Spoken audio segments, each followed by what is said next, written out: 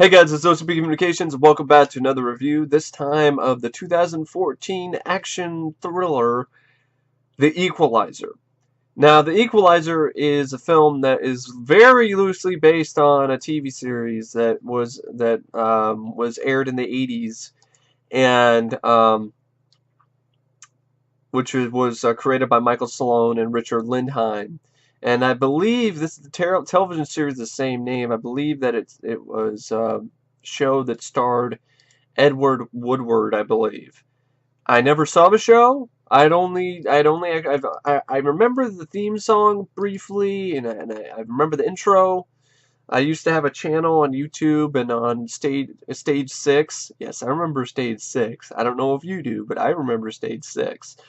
Stage 6, where I posted TV show intros and stuff like that, and The Equalizer was one of them. So I wasn't really the biggest fan of the show, not really familiar with it, but from what I've read, this movie is very, very loosely based on it. It only becomes really like the show literally at the end of the movie. So it's kind of like the A-Team in that regard, where it's like, hey, let's do the origin story of the Equalizer. Instead of having him start out with him helping people with help wanted ads, we're going to start out with him just starting off his equalizing. But anyway, it's a film that I remember seeing the trailer for, and I thought might look like it might be a good movie. The R-Red Band trailer hooked me, and I never got around to seeing the theater, but I did get around to seeing it recently because I think it came out. I think either it came out, it's coming out soon, or has it already came out yet?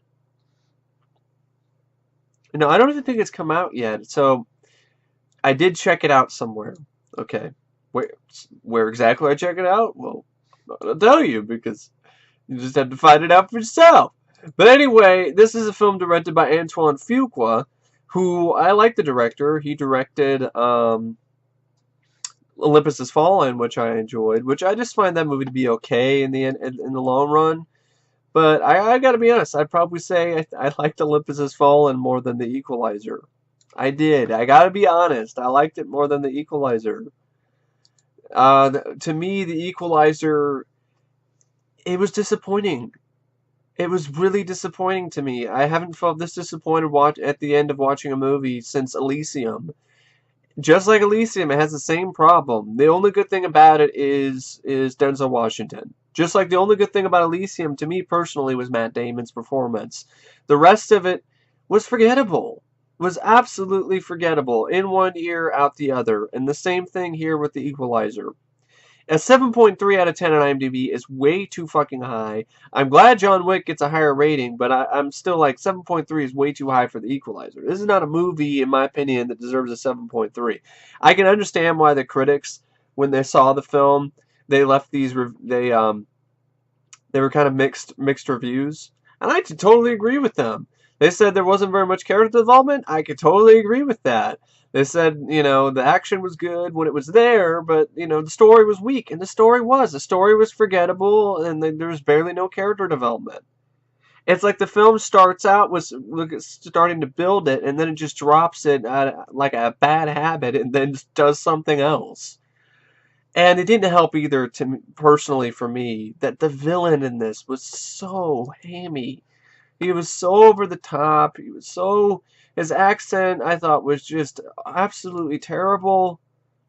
This guy was horrible. I think it was a horrible, horrible performance by Vladimir Kulich as Vladimir Pushkin. I thought he was freaking...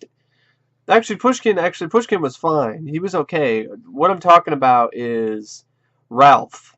Yeah, the guy's name is Ralph. Or is it Ralphie? No, Ralph is the other guy. No. Damn it. It's, Teddy? Is that the guy's name? Teddy? Yeah, Bruno Forcer. It says Bruno Forcer Teddy, played by Martin Csokas. I thought he was awful. I really honestly thought he was terrible. His Russian accent didn't sound Russian to me. It sounded like a really weird combination of British and German. It just didn't. It sounded ridiculous. His performance was not intimidating. It was just over the top. Didn't buy it. I was laughing at his performance throughout the entire movie and his tattoos. Because I guess he thinks he's John Wick. Well, newsflash, Teddy, you're not John Wick either. So it's just and this movie is no John Wick. John Wick is a much better film than this. John Wick is faster paced. John Wick gets the emotions out there, but it gets it out there quicker. It's a quicker paced film. It goes by faster.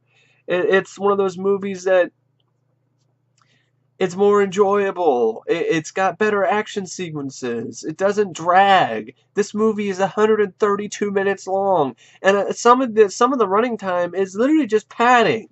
It has no reason to be that long. It just seems like Antoine Fuqua wanted to make an art film and call it an action thriller. And there isn't much thrills.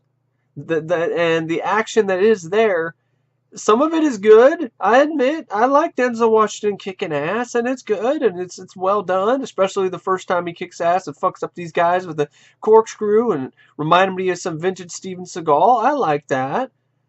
And up until that point, I was actually sold by the film because I actually really I was starting to warm up to the slow burn. I started to like the dynamic that was shown between Denzel Washington's character Robert McCall and Grace Moretz's character. It was a nice little, a nice wholesome relationship these two were building. I thought, as as friends in a way. He's looking out for her. And I thought she was going to be the lead. I thought she was going to be the lead, Alina, Grace Moretz. And you see they have chemistry. It's building. She ends up getting beat up by her employers because she was sadly one of those women, those girls who were kidnapped by the Russians, and were pretty much brought in into the sex trade, and you really do feel for her, and you're like, whoa, okay, this is really too bad, honestly. And she gets beat up, and she's in the hospital, and that's when Denzel Washington decides to do something about it, and he finds out where these Russian guys are, and tries to pay him some money, and they tell him to fuck off, so then he kicks their asses, and kills them all, and it's badass. And I was like, okay, alright, I'm sold on this movie. I like it. But that's where the worm turns. Because after he does that, you're expecting these characters to have more screen time together, but then the movie just drops it like a bad habit. Instead, focuses more on Ralph, this character Ralphie, Johnny Skourtis, who plays this. He's this. He's basically what he is he's this. He works at Home Mart, where Denzel Washington works, because it couldn't be Home Depot, because they didn't want to use the rights, I guess, because they didn't want to run into the problem of having a slaughterhouse happen, literally Home Depot becoming a slaughterhouse at the end of the film. And so they just called it Home Mart. So this character Ralphie is this overweight Mexican guy who wants to be a security guard. Eventually he does. You follow this story more than you do Grace Moretz's story. She gets dropped like a bad habit, and then you don't see her again until the end of the movie. And I was like, what? I don't care about this fat Mexican security guard. I don't give a shit about Ralphie. Okay, I don't give a shit about Ralph. I don't care what happened to her character. You build up that relationship only to toss it away like it's just garbage. I mean, the screenplay I thought was really weak. It's a really weak screenplay by Richard Wank. Maybe you should go wank off to something else that's better than this, because this is not a good screenplay. But anyway, and it doesn't help either as the film goes along that Denzel Washington's character, McCall, feels more and more like an emotionless husk. He just literally he feels like he's just about as bad as the bad guys. I mean, he feels like he has no emotion. You don't know his backstory. You don't know anything about him except that he works at Home Mart and he likes the Pips, Gladys Knight and the Pips. That's all. And he likes to read books. That's all I know about this guy, and I don't know how he got his skills. I don't know where he learned them from. At least in the TV show, Edward Woodward was a former spy, or I think he was like a former intelligence guy. So then he took his skills to help other people, which is kind of like a one-man A-team, to be honest. But here, it just seems like does he have mental health issues? He seems depressed all the time, and you're like, it's a hard character to root for. You don't root for Denzel Washington, and it doesn't help either at the end of the film that you have no connection between the villain and the hero. There's no connection. There's no personal connection between the two. Unlike John Wick, where Yusuf killed the only gift that he had left from his wife, his dog, and then after he kills Yusuf, his dad Vigo goes in and murders John Wick's best friend. So in the last end of the film, then you have this confrontation. You have a personal vendetta. There's no personal vendetta here, so the only thing that there's nothing at stake at the end of the film. All it is John Wick is trying to save his Walmart employee. Not John Wick. I'm sorry. I want to say it's John Wick. I want to say it's John Wick, but it's not. It's the Equalizer. Robert wants to save his Walmart employees. So I guess that's all. Saving innocent people. Okay, all right.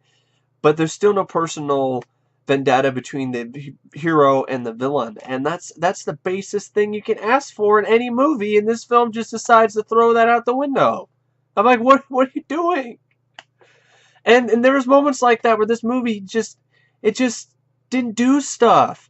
You see after a Walmart employee gets robbed by this guy, and he takes her wedding ring. Then Robert goes out later, and you actually see him take a sledgehammer off the shelf, and you think he's going to beat some ass with a sledgehammer. But you don't see it. The next shot you see, he's just wiping off the blood off the sledgehammer and putting it on a shelf. And this is a rated R film. This is a pretty bloody movie at points. You're telling me that you couldn't have an shot of Denzel just smashing some motherfucker's head in with a sledgehammer? You have a shot of a guy get a knife through his neck and a drill through his head, but we can't see the sledgehammer? I mean, missed opportunity. And what are you doing, movie? It's like Antoine Fuqua was like, I want to be artsy. I'm like, don't be artsy. Show me the sledgehammer. Show me the brutality. You're trying to be gritty. I understand that you're trying to be realistic, but you can't have it both ways. You can't be gritty and then not go all the way. See, that's how it felt with me with the Equalizer. It's violent at points, but then it censors itself. Which you're like, what the fuck are you doing? And it did it at the end of the film too. After Robert kills the Russian henchman, the Spetsnaz guy, played by Martin Csokas. After he kills him, in a very melodramatic scene with water pouring everywhere, I'm like, what is this, Passion of the Christ? This is the Equalizer. And then after he kills him, then he goes in and goes after the main villain, the main guy, Pushkin, played by Vladimir Kulich, and he electrocutes him in his shower in the most blasé, lame-ass, cheap way, cheap death imaginable. And then you see him walk down the stairs, and you just see blood splatters and people dead. It's like you don't even. It's the aftermath shit, and it's frustrating because you're like, okay, you have the guts, you want to go, you can't. That's what I'm saying. That's one of the things that really turned me off this movie, is that it's trying to be gritty, but it doesn't go all the way with it. It doesn't go all the way with the gore. It doesn't go all the way with it. It pussies out. It bitches out at moments, and you're like, what are you doing? And then you have scenes like where he's interrogating some dirty cop, trying to get him information by locking him in a car with the gas running. So he's trying to get him, carbon monoxide poisoning. I'm like, I saw this already in Man of Fire. And Man of Fire is a better movie than The Equalizer. And so is John Wick. And John Wick deserved to make $100 million. This didn't deserve to make $100 million. And I like Denzel Washington. And I like him in this movie. His performance is fine. His performance is good. His performance is the best thing about the movie because there's nothing else. You have Bill Pullman in the film, and literally he's there to just drink some soup, play some chess with Denzel Washington, say a couple words, and then get the fuck out of the movie. That's all Bill Pullman is there for. It's a waste of Bill Pullman. You're left thinking, why the hell was Bill Pullman even in this movie? And you're left thinking with a lot of shots that this film does, just cuts to some artsy shot. You're like, I get it. You're trying to be deep. You're trying to be this, but there's no story. So this is just filler, and it's just adds to the boredom. And then you have scenes where the Equalizer is hiding out somewhere, and the bad guys go into his house, and it's all this scene is, and it feels uncomfortably long. And he's just shooting. He's just recording them with hidden cameras, and just so he can hear some information, just so he could take it with him and go visit Bill Pullman and his wife. And then the only reason why he went to visit Bill Pullman is so he can get permission from the government to kill these guys, and then for them to tell him what he probably already knows, and what we the audience already know, that this Teddy guy is some Spetsnaz dude. And when they show the picture of Teddy as a Spetsnaz, it's hilarious. It's some of the worst Photoshop I've ever seen. I laughed my ass off at it. This is a $55 million film. Do better Photoshop. Don't just take a picture of some random Spetsnaz guy and then just cut and paste a picture of the actor just in there and give him a goatee and call it a day. It looks like shit. It looks laughable. And it really looks cheap. And I felt cheated with this movie. I felt cheated with this film. You build up the relationship between Chloe Grace Moretz and Denzel Washington, and you throw it out the window for Ralphie, a very boring character. And you have the scenes that Denzel Washington is kicking ass are brief. And he kicks some corrupt cops' ass, and I don't even remember what he did. He fucked them up a little bit, and they got broken arms and gave the money that they took from Ralphie's mom's Mexican food place back. And that's all I remember about that. The corkscrew thing, and fucked some guy up with a corkscrew and shot him. And even the way that these scenes are shot, I thought was unimpressive. It seemed like a really shitty version of the Sherlock Holmes slow-mo from the Sherlock Holmes films that Guy Ritchie did. And then the climax, which honestly I thought felt uncomfortably long. A 20-minute climax showdown in the Home Mart, which was kind of like Home Alone-ish with traps and the Equalizer going after these guys one-on-one. I didn't mind it. It was some nice cinematography, and I liked the use of the music by Moby. I think it's called When Dawn Comes, or When Dawn Fades. That's what it's called. When Dawn Fades, which was actually also that was used in the movie Heat before this, but I still thought it was used well in this climax. But it was actually used too much.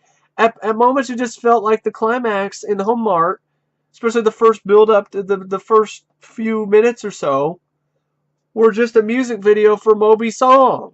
That's what it felt like to me. It was just a music video for a song. And then it was just, even at the end, I was just meh. He shoots the fucking overacting doofus Teddy with a nail gun, and it's done so melodramatic and so over the top. It's not badass. It's laughable. And then he's dead. Then he goes and finds Vladimir, Pushkin, and he electrocutes him in the shower in a really shitty death scene. You don't even see it happen. You just see he puts something in. The guy gets in the shower. You see the chandeliers flicker on and off while he's walking down the stairs. While there's blood splatters everywhere and dead people. It's like, what is going on here? And like I said, it did not help that the villain was so over the top. I thought he was auditioning for a 70s Bond film. I thought he was gonna at any moment he was gonna be like, "No, Mr. Bond, I expect you to die." Me and my friend Matt actually watched this together, and we had a fun time riffing it because his accent was so over the top. So my friend Matt started going like, "I want to suck your cock." That was actually more entertaining than the actual performance by that actor who played Teddy, or even the movie. Why the fuck is he called Teddy? You're not Teddy. Yeah, some badass. He's called Teddy. Uh, Teddy. But anyway, there are some positives to be found here. But at the end of the day, I thought this was a weak movie. I thought this was a forgettable film. It's not a movie. I don't even think I don't even know if I'd add it to my collection for $2. I really have to think about it some more, but I really won't. I probably won't because this disappointed the hell out of me. I like the premise. I like the idea of Denzel Washington being a vigilante, but the scenes where he's in are good. The scenes where he's a vigilante, some of them are good, some of them are forgettable. And you don't care about this character that Denzel Washington plays because you don't know anything about him other than he reads books and he likes to help people, but he's a brutal, emotionalist killer. That's all. I mean, John Wick, at least he got out of the game and he only got back in because his wife died, and then his dog got killed, and then he got back. He got back in the game for revenge, and you're rooting for him. Here, you're not really rooting for Denzel Washington to do this stuff. You're not really rooting for him to do it. And it seems like the only time the movie had a sense of humor was in like one scene and then decided to drop it. And it just seemed like there's a lot of stuff. The screenplay sucked. There's a lot of things that it just drops and then never goes back to. And then and if it does, it just waits too long. Like Chloe Grace Moretz's character. Show her at the end of the movie. And I'm like, I wanted to see more of her in Denzel Washington. I didn't want to see more of the fat Mexican guy. Who asked for more of the fat Mexican guy? He shows up as a character kind of early in the film, but you're introduced more to Chloe Grace Moretz early on than you are to him. So I'm like, why the fuck is he the main supporting character now? But, to each their own. And if you like this movie, that's cool. Be my guest. But I thought this was disappointing. I thought it was boring for the most part. I thought it was Denzel Washington, and that's it. That's the only thing that is good about it is Denzel Washington. His performance and some sequences where he's kicking ass.